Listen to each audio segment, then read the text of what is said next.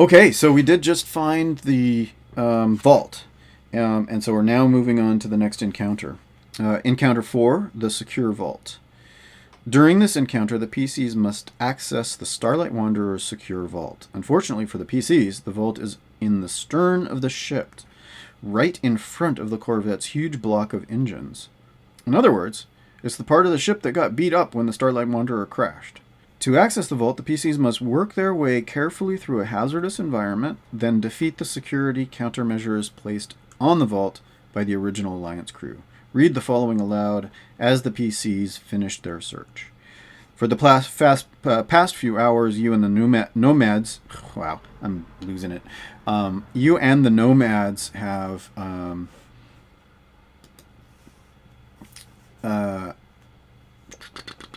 have been combing through the wreckage, sifting loose bulkheads, prying open jammed hatches, and digging through the ever-present sand that sifts into every corner, and that just leaves you exhausted.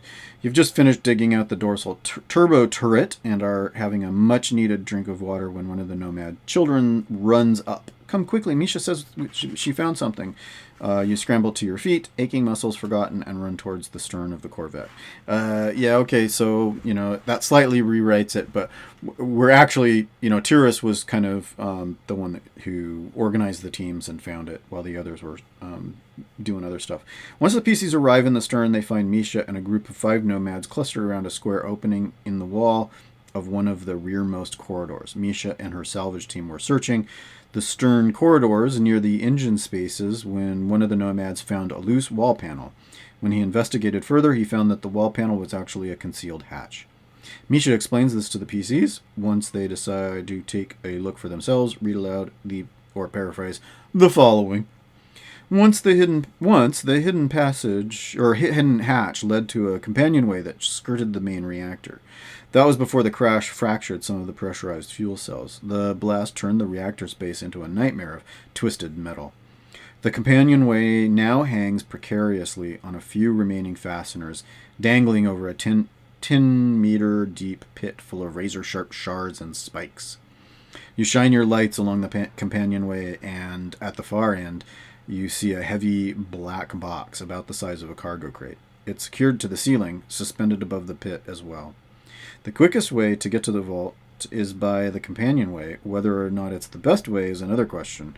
Though nomads do have salvage equipment and laser cutters, you could cut through the hull and reach the vault from the outside, but that's going to take a long time. So let's see. Tyrus got coordination 3 ability.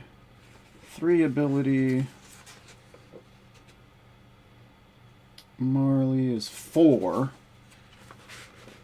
Burmo is still working on the turbo laser, but it really looks like Marley is the one who's going to try and do this. I don't see why we have to get more PCs over there. Why do we have to get more than one? Yeah, so I mean, Tyrus is going to basically. I think Tyrus is going to whip out. Well, here let's. I think Tyrus is going to. So they're down here. Near where the airlock was at the bottom. This is the main reactor area. So they're all down here, except for Bormo or Durham, who's off doing his thing. And I think it looks like Marley is going to be the one to go in. Tyrus has some climbing equipment. I don't think we need any respirators or anything like that.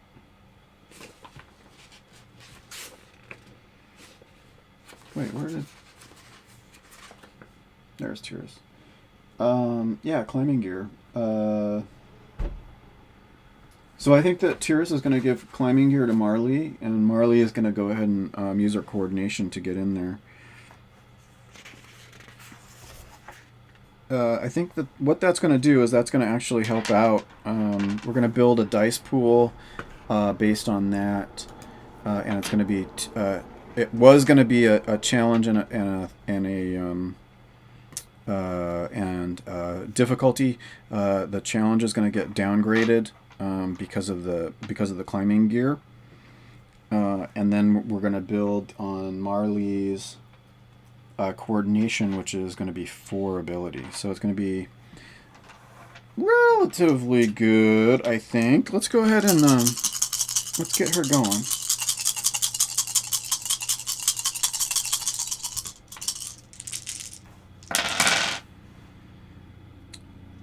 Oh, geez. Okay, so there was the success is canceled out, and there's an advantage. So she just cannot quite find any. Come on, cat. What are you doing? Come on. Yeah, I know. Stop. Come on. Go. Go. Come on. Go.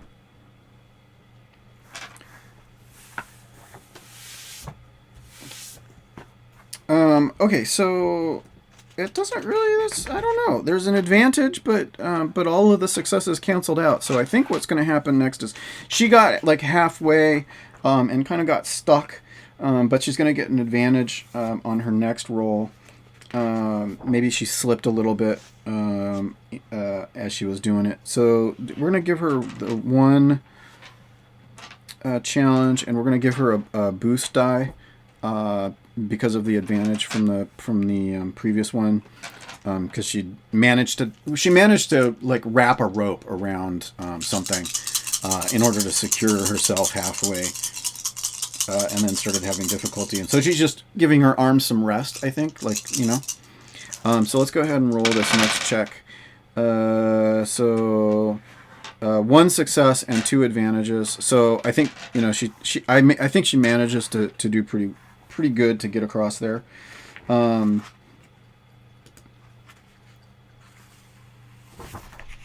let's see what the next thing is. There's a little thing in here about the difficulty levels: simple, easy, average, hard. So that a simple check requires has no difficulty dice. Easy is 1. Average is 2. Hard is 3. Daunting 4, and then formidable is 5. And then, impossible things are also 5, which is kind of weird. But you can also not use destiny points to boost against an impossible task. But you could manage to pull it out by the seat of your pants on an impossible task. But we're going to go ahead and actually, let's go ahead and we're going to keep reading. So Marley makes it up close to the vault. This box that she's found. The vault is unmistakably what you're looking for.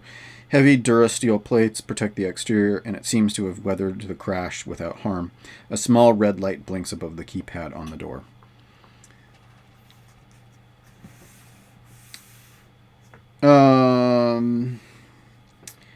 And I think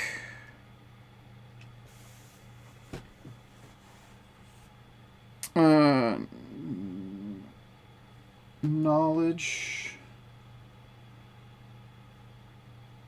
mechanics, computers. She's really not all that great on any of these things. She's gonna I think she's gonna use her comm link, and she's gonna. Okay, so this is what we've got. This is what we've got as far as what we're trying to figure this out. Knowledge and computers.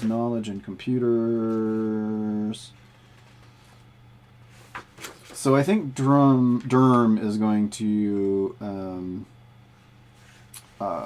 try and add some assistance.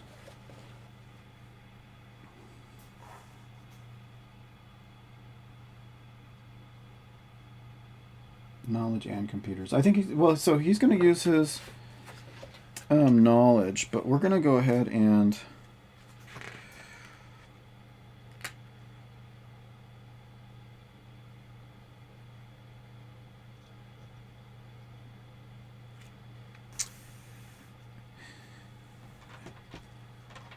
so let's give Durham a chance with knowledge.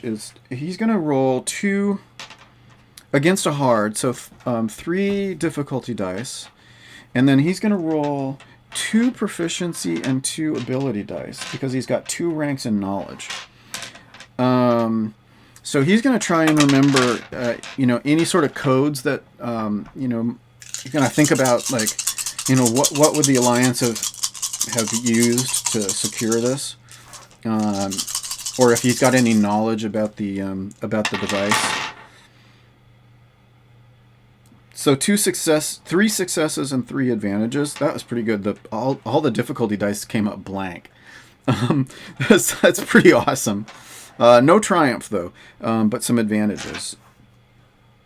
So I think he's like, hey, I happen to know from my reading that there were some sequences and things that they used, within the Alliance.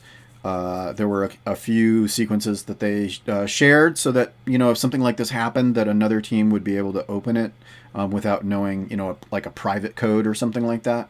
And so he's going to suggest, some things. And I think that that's what's going to happen. We're going to go ahead and do that. But as Marley's typing in this code, hey, stop. Come on. Okay. Okay, Resh. Hi. This is Resh. Different cat than was up here before. Lay down. Yeah, just lay down.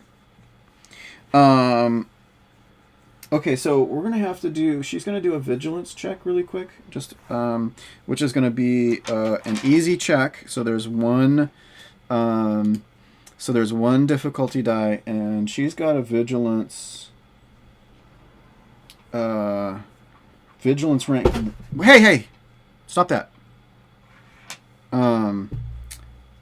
1 proficiency and 2 ability, so we're gonna roll that against there. She had so many advantages. I'm gonna go ahead and add a boost die because of how many advantages she'd had when she was opening, or when Derm was like, and look out because there's probably a booby trap.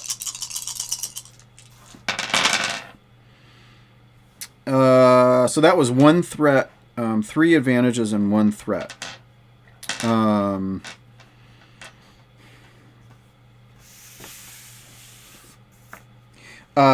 I think she's just going to take a strain. She's going to take a strain because of how stressful it was trying to get around the booby trap. But she did totally manage to find it, and she was able to deactivate it with Derm's sort of help across the comm link. But she took a strain because of just how stressful it was. But she managed to disable the booby trap, found the booby trap, was able to disable it, and was able to open it with the codes, thanks to Derm.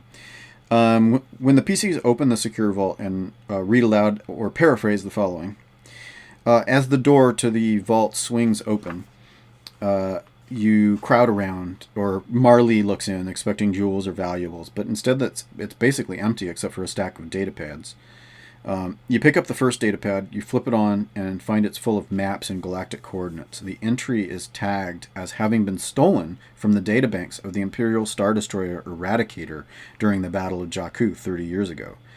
Scrolling through the entries, you see the following, as an example: Location 24, Binary Star System, 2 inhabitable planets, Imperial Stormtrooper Training Facility. Location 25, White Dwarf Star System, Asteroid Belt, Imperial Navy, Space Dock Shipyard. Location 26, Rogue Planet, Imperial Weapons Research Laboratory. Thrill of fear runs through you as the list goes on and on. Hundreds of locations scattered across the unknown regions on the edge of the galaxy. Another empire, one that nobody knew, or nobody ever knew existed. Whew! Okay, so we found some data about a whole bunch of locations that the Resistance is going to want to know about. There's a sidebar here about dice pools revisited, skills and characteristics. Up until now, each character entry has included the dice pool for each skill that the character is likely to use. However, in the course of a role-playing game, it is impossible to predict all the potential directions the story can go. It might be necessary for the GM to make skill checks for NPCs and skills that are not noted in the NPC's entry. The minion rules, see minion groups on page 22, also preclude simply including a dice pool for each skill, because it may change based on the circumstances. When determining the dice pool for a skill check, players perform the following steps. Identify the linked characteristic for the skill check. Each skill entry on the character folios indicate a linked characteristic for that skill. Like, for example, perception is cunning, which is one of the main skills. Or attributes, characteristics. The GM and the hero players alike can refer to this list. A list of skills and their linked characteristics is also included in the back of the beginner game rulebook. Compare the value of the linked characteristic to the rank of the skill. The active player collects a number of green ability dice equal to the larger value. The active player then exchanges a number of those. This is information we already talked about. Basically, what it means is that so you get like for cunning, you've got characteristic of like Marley has a characteristic ability or agility is 4, so you'd start with 4, and then she's got a skill like piloting. She's got 2 ranks in that, and so you would upgrade 2 of the ability dice to proficiency dice because of the 2 ranks in piloting. And it could work the other way. For example, if she had 3 ranks or 2 ranks in piloting, and then 1 agility, she would then upgrade the 1. So you just take the ability dice equal to the highest of the 2, either characteristic or the skill, and then you upgrade as many of the ability dice to proficiency dice as you have in the other. So if this, anyhow, blah, blah, blah. So this is actually sort of repeating kind of stuff. And that is the end of Encounter 4. So we are moving on to the next thing.